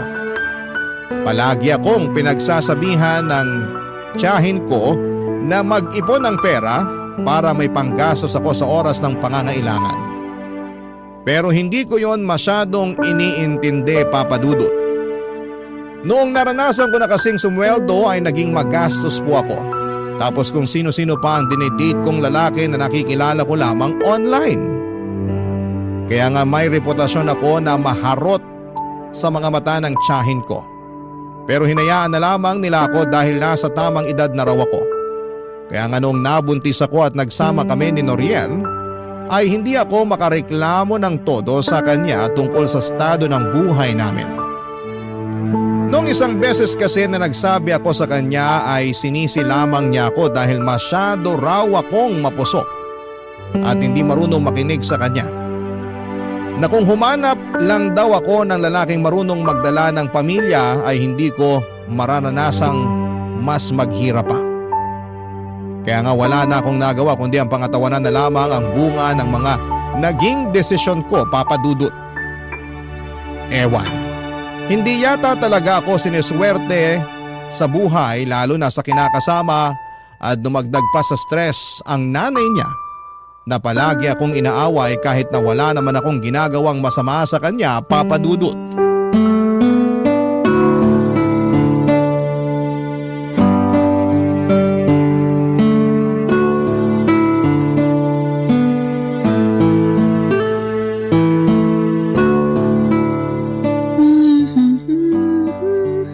Wow! Ang cute naman ng damit ng baby niya.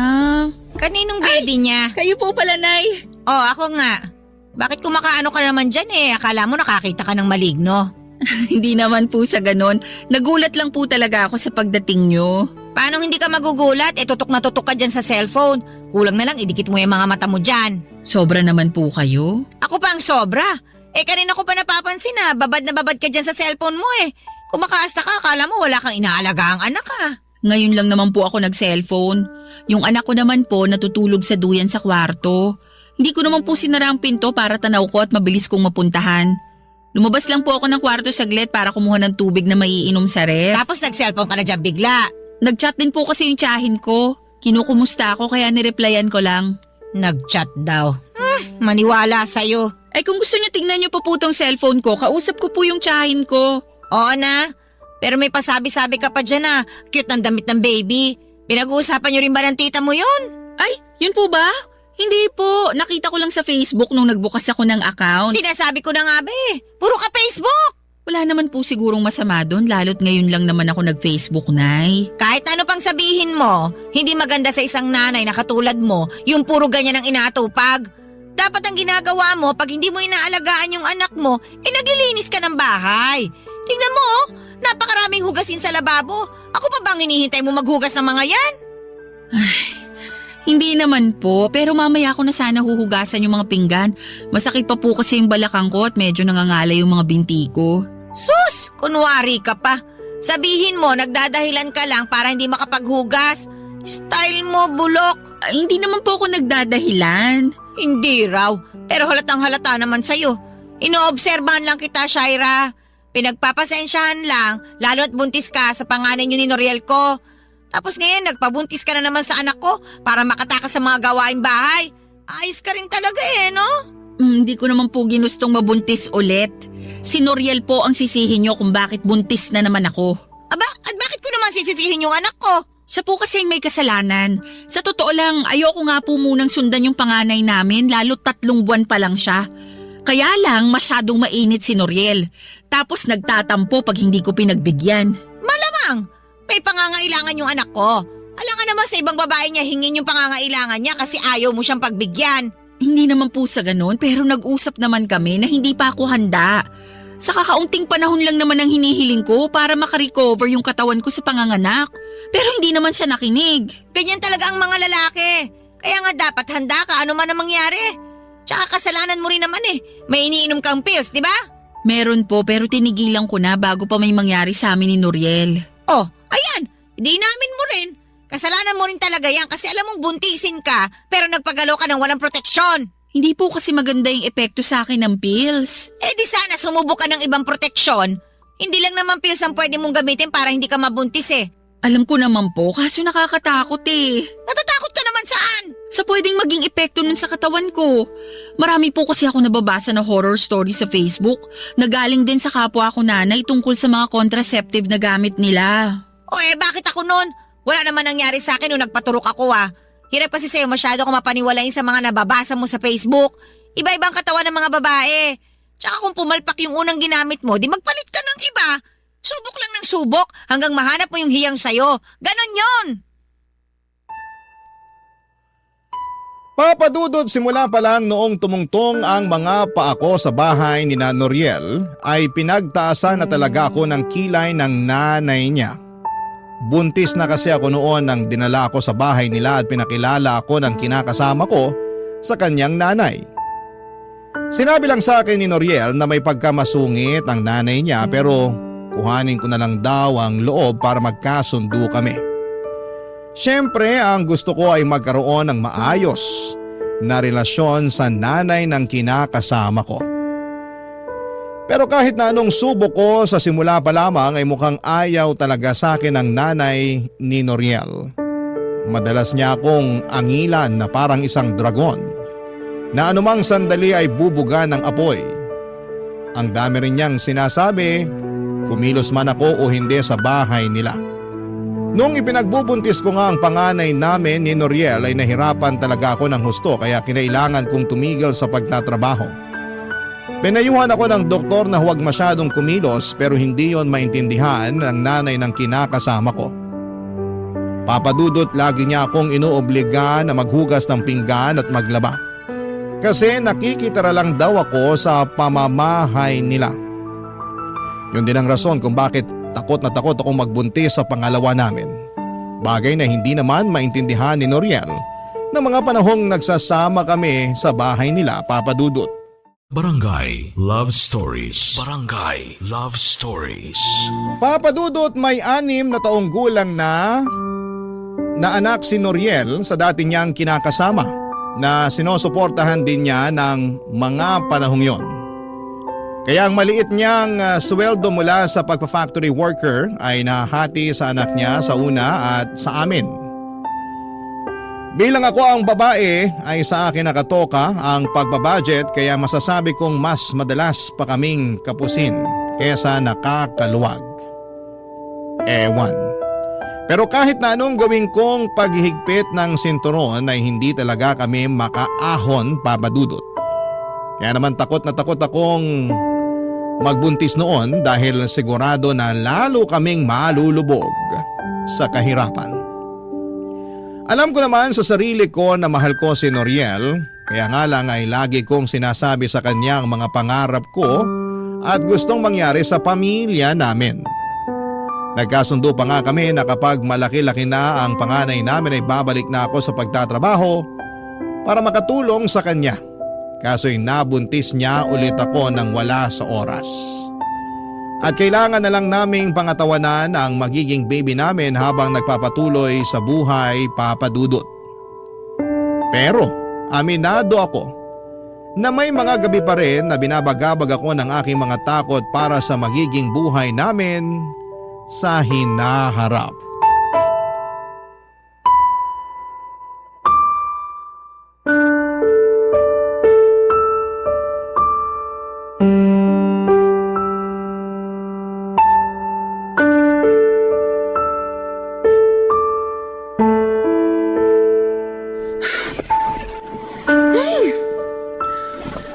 Ano ba yan? Kanina ko pa naririnig yung pagbubuntong hininga mo ah. Kita mo natutulog na yung tao eh. Sana all natutulog. Ako rito hindi pa eh. Kasalanan ko ba yon? Pikit mo ang mga mata mo. Kung ganun lang kadali yon, sana kanina pa ako tulog. Ano ba kasi problema mo? Ikaw ang problema ko. Lagi ka na lang nagagalit sa akin tuwing gusto ko magsabi sa'yo ng nararamdaman ko. Feeling ko tuloy wala ka ng pakialam sa akin. Gabing-gabi na nagdadrama ka pa eh. Patulog na nga yung tao oh. Saka saan na naman galing yung pinagsasabi mo? Sa akin lang.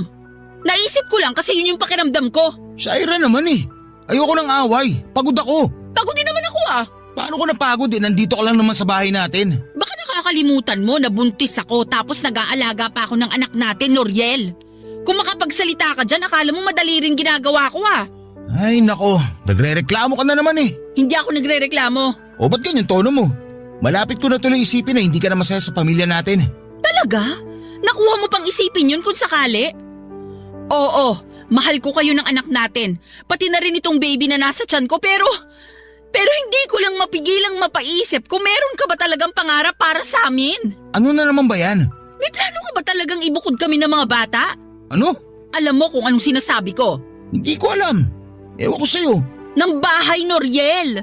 Hindi ba nangako ka sa akin noon? Pag nakaluwag-luwag tayo, ibubukod mo kami ng anak mo. Gusto ko lang malaman kung may bala ka pa rin na to pa rin yung pinangako mo sa akin noon. Sa totoo lang, parang malabo na yan. Lalo na ikaw may sabi pag nakaluwag-luwag tayo. Eh sa panahon ngayon, mas madalas pa tayong gipit kaysa nakakaluwag-luwag. Kaya paano ko pa matutupad yung pangako ko sa'yo na mabubukod ko kayo? Saka may paparating tayong baby. Di ba dapat mas unahin ko yung anak natin kaysa sa kung ano-ano mga naiisip mo? Pero di ba kapag nagsasama na ang babae at lalaki, bumubukod na sila? Para lang sa may mga pera yun. Saka, bakit ba gusto mong bumukod eh hindi naman tayo pinapalayas ni nanay dito? Hindi nga, pero bahay niya pa rin to.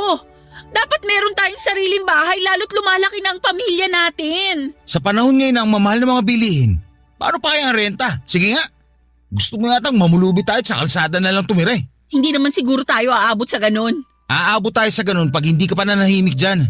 Masyado ko maraming gusto eh, hindi pa nga tayo umaasenso. Kasalanan mo naman eh. Nag-uusap na tayo noon. Maayos na yung plano natin na pag lumaki-laki ang panganay natin, tutulong ako sa pagtatrabaho para makaipon tayo. Kaso, masyado kang mainit sa kama. Ayun tuloy, nabuntis mo na naman ako. Hindi pa nga natin natutupad yung usapan natin na mag-iipon pero pakiramdam ko back to zero na naman tayo. Kawawa naman sa'yo yung anak natin dyan sa tiyan mo eh. Hindi pa nga pinapanganak, palagi mo na sinisisi. Hindi ko sinisisi ang anak natin. Ikaw ang sinisisi ko. Ay talaga naman. Kaunti na lang, malapit na ako mapikon sa'yo. Lagi ka namang napipikon sa akin bago pa ba yun? Hirap sa'yo, masyado ka emosyonal. Alam mo namang buntis ako? Malamang, emosyonal talaga kaming mga buntis. Dinamay mo pa yung ibang mga buntis. Baka ikaw lang naman talaga ang ganyan. Hindi mo alam, nakakayamot ka na. Kaya hindi na ako magtataka kung bakit hindi kayo magkasundo ni nanay. Tama siya na para ka may sariling mundo. Sinabi sa'yo ng nanay mo yon? Na para ako may sariling mundo? Oo! Ano sagot mo? Wala. Nagkibit balikat lang ako. Ayoko nang pahabain yung usapan kaya hindi na lang ako sumagot. Grabe ka talaga? Hindi mo man lang ako pinagtanggol? Paano kita ipagtatanggol kung nakikita ko na parang totoo naman ang sinasabi ng nanay ko? Isipin mo nga yan. Huwag lang lagi pagkukulang ko yung tingnan mo. Tignan mo rin yung sarili mo. Masyado akong mapaghanap. Hindi ka na marunong makontento. Sige na, matutulog na ako. Huwag mo na ako istorbohin. Papadudot matapos ang pag-uusap namin yon ni Noriel na nauwi na nga sa pagtatalo ay nadagdagan lang ng panibagong tampo ang mga nauna kong tampo sa kanya. Alam ko na mas praktikal na tumira sa bahay nila pero nahihirapan na kasi akong pakisamahan ng nanay niya. Sa tingin ko ay ginawa ko naman ang lahat ng abot ng makakaya ko pero wala. Matigas at malayo ang loob sa akin ng biyanang kong hilaw. Simula noon ay hindi na ako nagsabi ng saloobin kay Noriel dahil siguradong hindi na naman niya ako pakikinggan. O baka nga sisihin niya ulit ako at sabihing masyado akong mareklamo at ako talaga ang hindi marunong makisama sa amin ng nanay niya. Pakiramdam ko papadudot ay wala akong karapatan na magsabi ng feelings ko. Kaya naman tinuong ko na lamang sa pagsali sa mga online group sa Facebook ng mga kapwa ko nanay at may kinakasama ang paglalabas ng mga hinaing ko sa buhay at sa relasyon namin ni Noriel. Bali ang ginagawa ko ay nagpo-post ako ng aking mga problema sa grupo na sinalihan ko at marami namang nagkokomento para magbigay sa akin ng pagpapayo. Hanggang sa may napansin akong isang Facebook account na paulit-ulit na nagko-comment sa mga post ko. Hindi nagtagal ay nag-chat sa akin ang naturang account para makipagkaibigan. Akala ko ay kapwa ko rin siya nanay kaya inaccept ko ang friend request niya sa akin sa Facebook. Pero makalipas ang ilang araw ng pag-uusap namin ay inamin niya na isa siyang lalaki papadudot.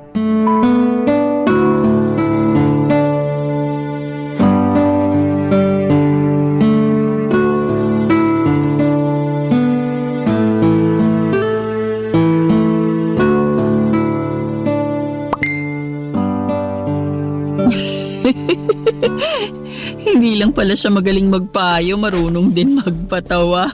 Sino marunong ding magpatawa? Po? Sino nga yung marunong magpatawa? Wala po. Anong wala? Patingin ang cellphone mo. Ayoko po. O bakit? Siguro may tinatago ka sa akin ano? Bakit naman po ako may itatago sa inyo? Aba ewan ko.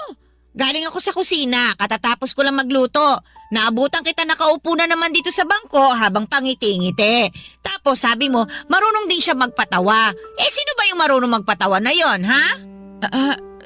Si ano po? Si Papa Dudut po. Si Papa Dudut? Opo. Katatapos ko lang po kasing makinig ng Barangay Love Stories. Sa dulo po nagpapayo si Papa Dudut. Tapos bigla po siyang nagpatawa. O bakit hindi ka sa radyo nakikinig? Bakit dyan sa cellphone mo? Meron po kasi silang live sa Facebook. Doon po ako nakikinig at nanunood na rin.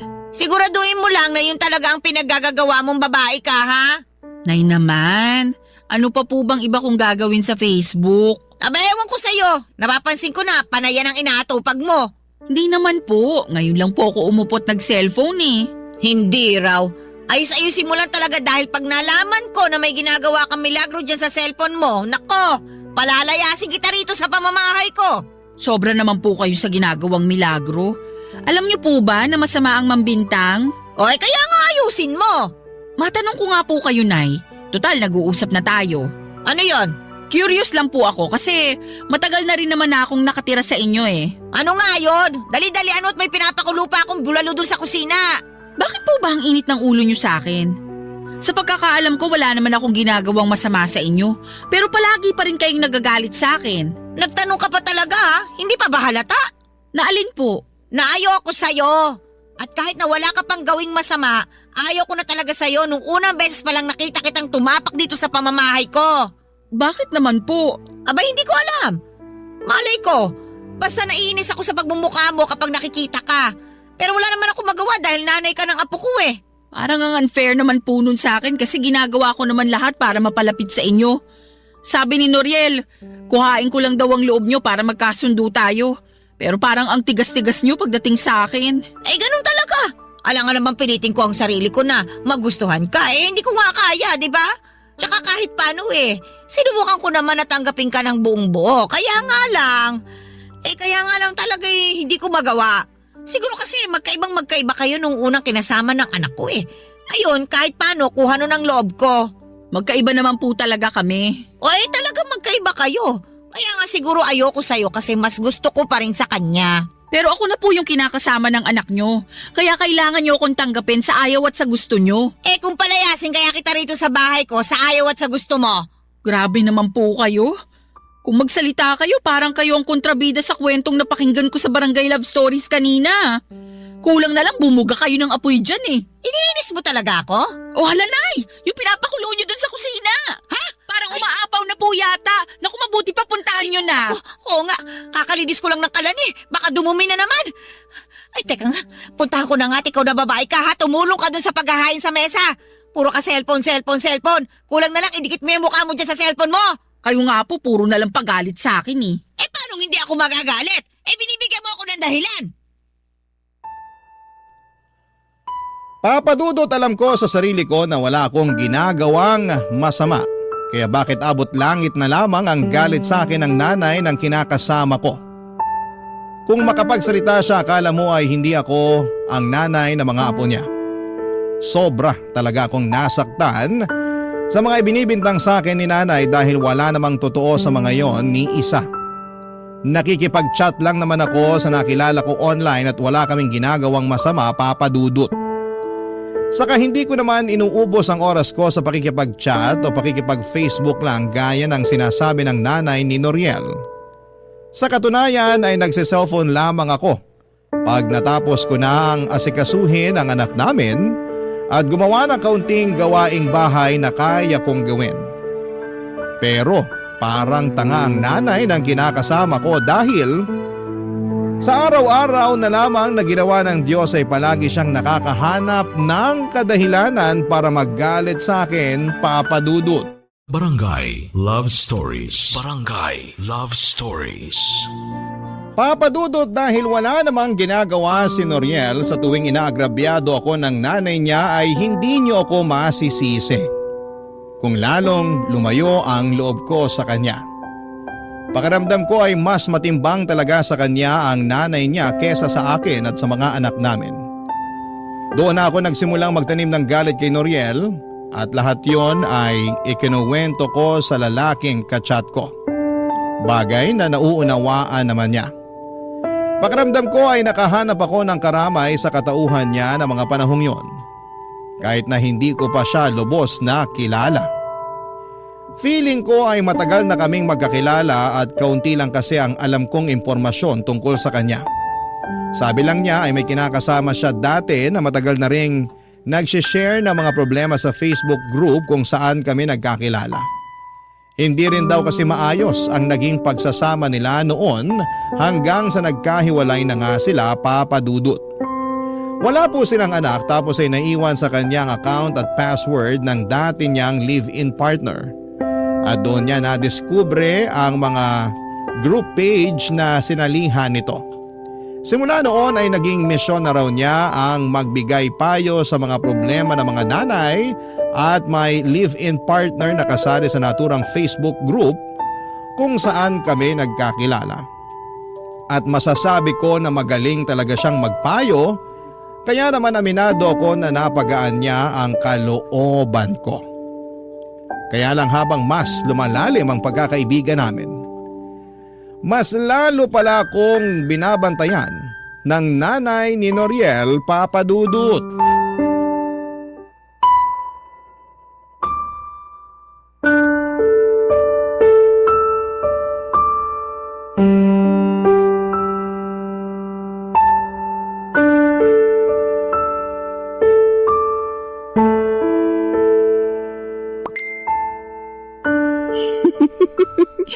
Grabe, panalo talaga mga hirit niya.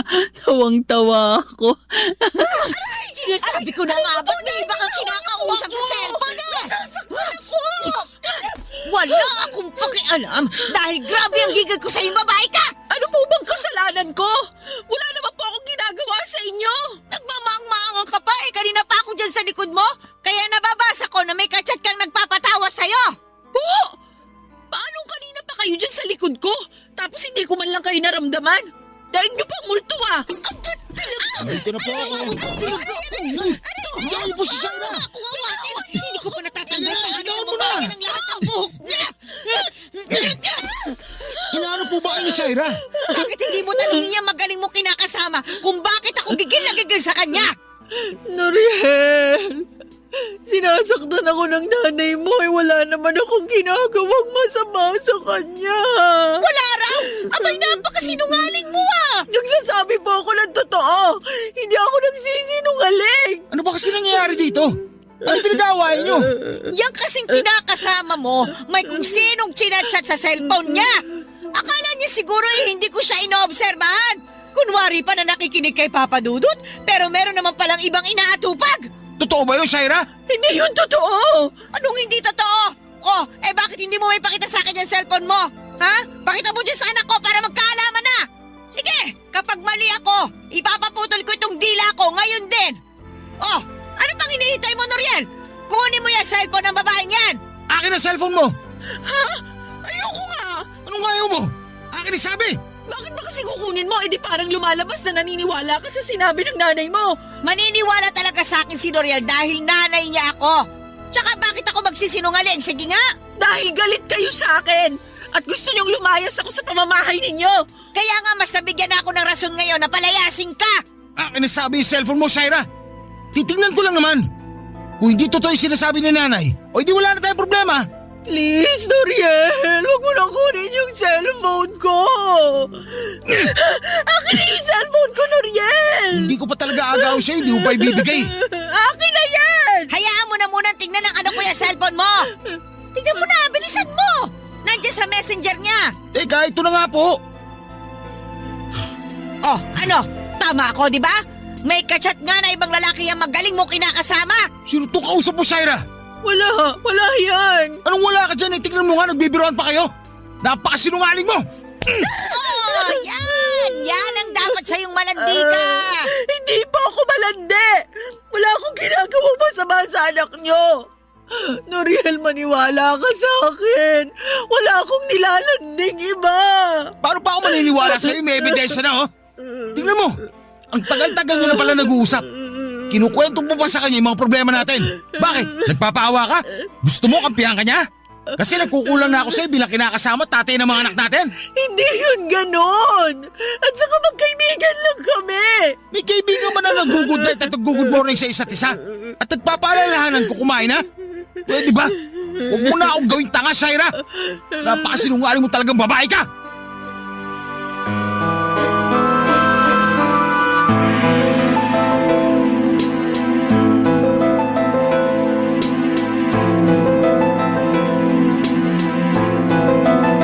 Papadudot, hindi ko akalain na nakaabang lang pala sa akin ang nanay ng kinakasama ko para magkamali ako. At nang sa ganoon ay mapagbuhatan niya ako ng kamay katulad ng ginawa niya sa akin ng araw na yon. Kahit na anong iyak ko at pagmamakaawa na huwag na niya akong saktan ay hindi pa rin siya nakinig sa akin, Papadudot. Nagbingi-bingihan siya sa pagmamakaawa ko at patuloy akong sinaktan. Pero ang higit na mas masakit sa akin ay ang pagkampi sa kanya ni Noriel, Papadudot. Guilty din naman ako at hindi ko alam kung paano ko ipagtatanggol ang sarili ko dahil may ebidensya na nakikipag-chat ako sa ibang lalaki online. Bagamat wala namang kaming ginagawang masama ay hindi pa rin ako pinaniwalaan ng mag-ina. Ipinilit nila, lalo na ni Noriel, na nanlalalaki ako at makapal daw ang aking mukha. Yun na rin ang simula ng panlalamig ng kinakasama ko sa akin dahil kumbinsido siya na may iba na ako. Isama pa ang sulsol ng nanay niya. Simula noon ay tinigil ko na ang pakikipag-usap ko sa chat at blinako na siya sa messenger ng walang paalam. Aminado ako na noong una ay nalungkot ako pero dahil guilty din naman ako sa pakikipag-usap sa iba ay wala na ako nagawa. Alam ko sa sarili ko na kailangan kong bumawi kay Noriel. Kaya lang mas pinaramdam sa akin ang kinakasama ko na hindi niya ako kayang patawarin sa kasalanan na nagawa ko, Papa Dudut.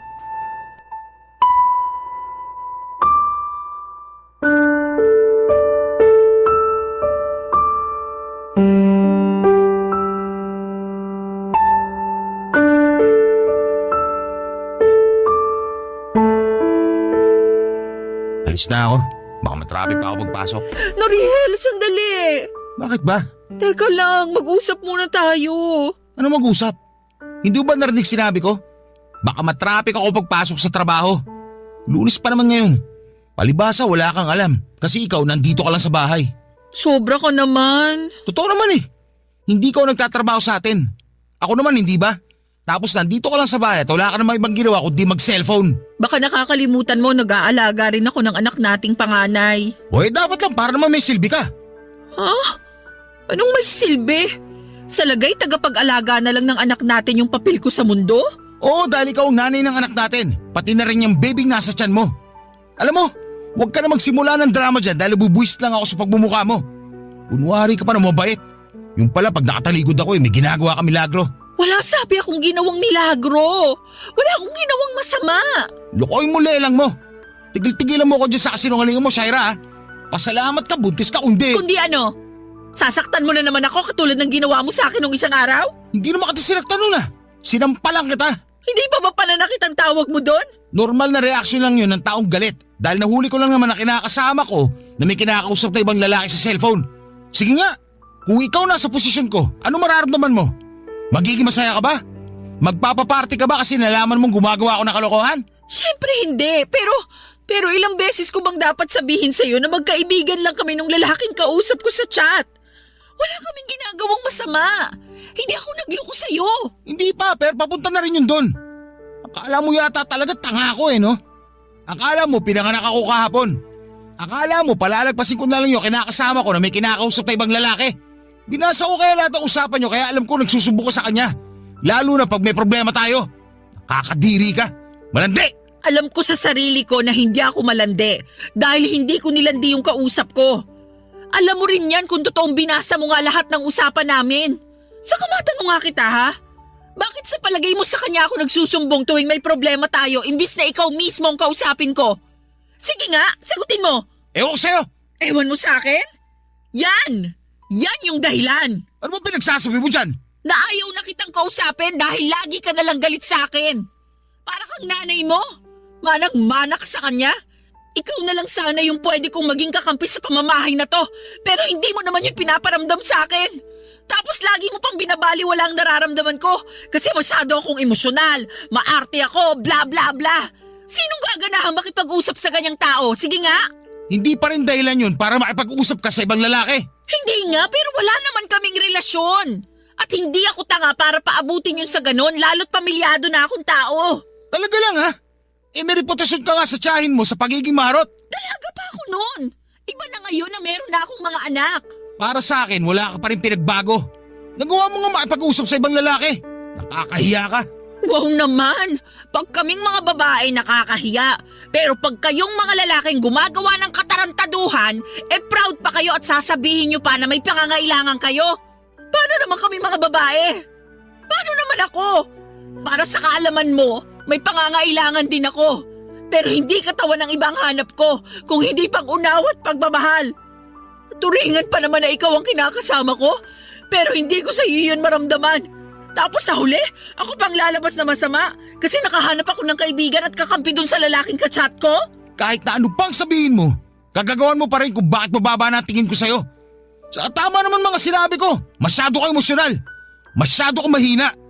Tapos, saka mo isisisi pagkukulang na sinasabi mo, masyado ka lang talaga mapaghanap. Hindi ka marunong makontento sa kung anong meron tayo. Ang hilig mong gawing komplikado ang sitwasyon. Tapos iiyak-iyak ka dyan, akala mo ikaw ang biktima rito. Lalo ako nabubwisit sa'yo Kaya pwede ba, Shaira? Tigilan mo ako ha! Papadudot, tinalikuran na ako ni Noriel pagkatapos ng pagtatalo namin yon at naiwan akong humahagulhol sa bahay nila.